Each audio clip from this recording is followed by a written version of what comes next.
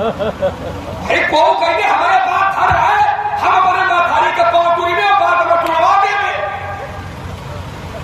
तो क्या भाई अगर धन है पैर टूटेगा तो पैर जुड़ेगा, अगर ये धन है तो क्या पैर तोड़ने का तुमको अधिकार है?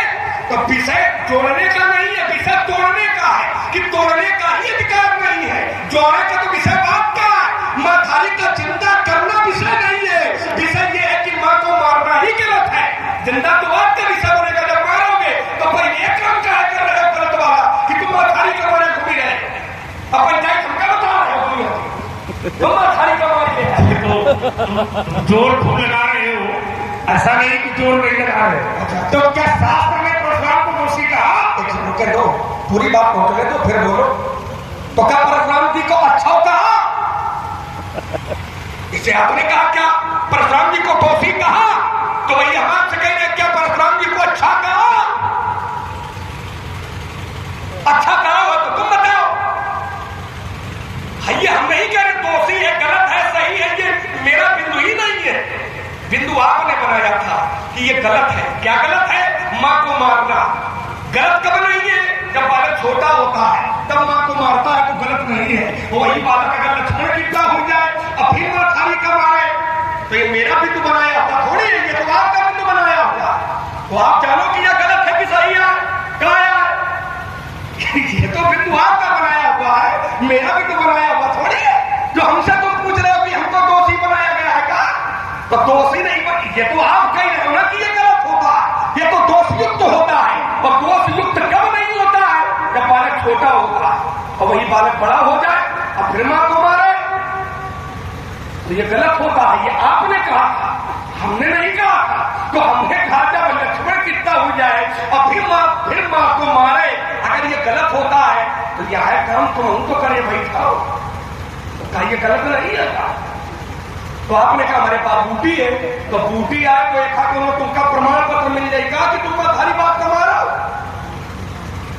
जिंदा करने की सामर्थ्य है। तो हमको पहली बात तो मारने का ही अधिकार नहीं है, क्योंकि माँ बाप ये मारने के स्थान नहीं है, ये माँ बाप पूजा के स्थान है। और इसीलिए भगवान अवतार लेते हैं तो भगवान कहते हैं धन्य पुत्र जगतीतल सप्तासु और पितहि प्रमोद चरित सुन जासु सुन जननी सोई सुत बल भागी।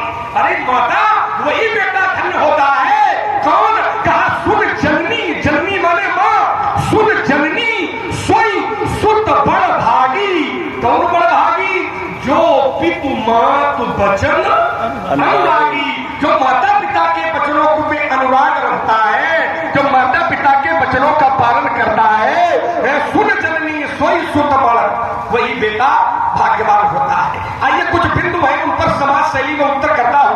आपने जालंधर का फिर उदाहरण दिया और मैंने पहले भी उत्तर दे दिया था इसका। हम जगह देते नहीं महाराज, हमने पहले ही उत्तर दिया था कि जालंधर अधर्म करता है। तो क्या धनुष तोड़ने वाले ने अधर्म किया है? जालंधर अधर्म करता है, क्योंकि जालंधर का उदाहरण आपने दिया था। तो जालंधर अधर्म कर रहा है, तो क्या धनुष तोड़ने वाले ने अधर्म किया है? अगर अधर्म किया है तो क्या अधर्म को देख करके लोग सुखी होते हैं क्या? तो आपने कहा कि कोई सुखी थोड़ी है। घर भर देख बिकल पुर नारी और सब मिलते ही वहीं पर गारी। घर भर देख बिकल, ये सभी बिकल है। बिकल माने होता है व्याकुल। तो आपने कहा प्रसन्न नहीं है, ये व्याकुल है, ये दूसरा विषय है। ये व्याकुल जो है वो काहे पर है? वो दूसरे विषय पर है। धनुष के टूटने पर व्याकुल नहीं है, धनुष के टूटने पर प्रसन्न है। व्याकुल कहां पर है? तो व्याकुल वहां पर है जहां पर दुष्ट राजाओं ने कहा कि लेऊ छड़ाए सिय का को और धरि बांधो न बालक दो, जो विदेह कछ करे सहाय, तो जीतब समर सहित बहु भाई, तोड़े धनुष चाल नहीं सरई, जियत हमें कुमारी को बरई, भूप वचन सुन इतु दत्त कहीं, लखन राम डर बोल न सकहीं, और तब है घर भर देख बिकल पुर नारी और सब मिलते ही मही पनगारी। ये तब है, ये प्रसंग ही बदल गया। जो उठा रहे थे तर्क अधर्म का था, तो मैंने कहा था धनुष तोड़ने वाले कोई अधर्म किया है क्या? अगर अधर्म किया तो देख लोग सब भय सुखारे, सभी लोग प्रसन्न है। आपने कहा कि सीता भी नहीं प्रसन्न है, और सीता की माता भी नहीं प्रसन्न है। चौपाई सुनाई आपने, कौन सी है? कि मन पछदात सिया महातारी, ये दूसरे प्रसंग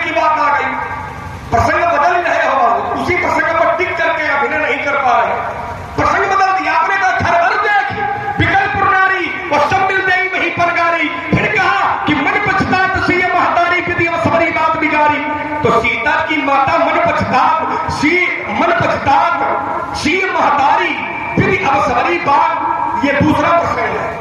ये कहां का प्रसंग है? ये वहां का प्रसंग है जब परशुराम जी ने राजा जनक से कहा कि जहां तक तुम्हारा राज्य है, तुम्हारे राज्य की मैं पूरी धरती को पलट दूंगा।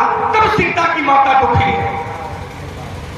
समझिए, उसके लिए रामायण पढ़नी पड़ेगी महाराज, अन्यथा नहीं मेरे बात को। रामायण पढ़ो, चौपाई ठीक है, चौपाई का कोई विरोध नहीं, पर मेरा विषय था कि धनुष का टूटना अगर ये अधर्म है तो अधर्म होने पर साधु संत ऋषि मुनि धर्मशील ज्ञानी क्या ये लोग प्रसन्न होते हैं? क्या होते हैं? नहीं होते हैं। और मैंने उसी प्रसंग की चौपाई पढ़ी थी कि प्रभु गौ चाप खंड मही डारे। चाप माने धनुष, खंड माने टुकड़े, मही माने धरती और डारे माने फेंके। और जब लोगों ने ये देखा तो देख लोग सब भय सुखाए, सभी लोग सुखी हुए। तो अगर ये अधर्म है तो अधर्म को देख करके क्या धर्मशील व्यक्ति प्रसन्न होता है? अधर्म को देख करके धर्मशील प्रसन्न होता है कि धर्मशील दुखी होता है?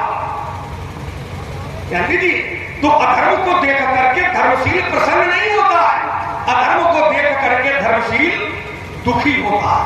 अब मैं फिर इसी से एक प्रमाण फिर दे रहा हूं। अगर धर्म तोड़ने वाले ने अपराध किया है, आपने फिर वही कहा, फिर उसी वक्तव्य को दोहराया कि धनुष तोड़ने वाले ने अपराध किया है, धनुष तोड़ने वाले ने गलत किया है और ये लोग उसका समर्थन कर रहे हैं। तो मेरा फिर विरोध है कि अगर उसने गलत किया है, अगर धनुष तोड़ने वाले ने अपराध किया है, तो ईमानदारी से सोचिए, सभी लोग बैठे और सुधी श्रोता बैठे कि अगर धनुष तोड़ने वाले ने अपराध किया है तो जिस समय धनुष तोड़ने वाले ने धनुष को तोड़ा और तोड़ करके धरती पर फेंका तो लोग कर रहे हैं क्या?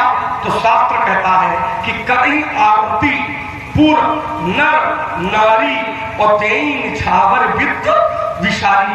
धनुष तोड़ने वाले की लोग आरती उतार रहे हैं। अब ईमानदारी से बताओ कि अपराध करने वाले की भैया को वो आरती उतार सका? अपराध करने वाले की कोई आरती उतारता? हो ही सकता है कि हम लड़का हमें हम ज्यादा न पढ़े हो तो महाराज जी हमें शंकराचार्य कम से कम ही बताओ। चिंतन करिए थोड़ा कि अगर उसने अपराध किया है तो अपराधी व्यक्ति की क्या कोई आरती उतारता है? तो यहां पर क्या हो रहा है धनुष तोड़ने वाले के साथ में? हम मूल बिंदु नहीं छोड़ते, हम वही टिकते। धनुष तोड़ने वाले ने धनुष को तोड़ा तो धनुष तोड़ने वाले की मिथिला के लोग आरती उतार रहे हैं। अब आप कहते हो कि उसने अपराध किया है तो अपराधी व्यक्ति की आरती क्या साधु संत ऋषि मुनि महात्मा उतारते हैं? हमने नहीं सुना। क्या साधु संत ऋषि मुनि महात्मा अपराधी की आरती उतारते हैं? अपराधी की आरती नहीं उतारते हैं। लेकिन यहां कर ही आरती पूर्व नर नारी और तेईन छावर धनुष तोड़ने वाले की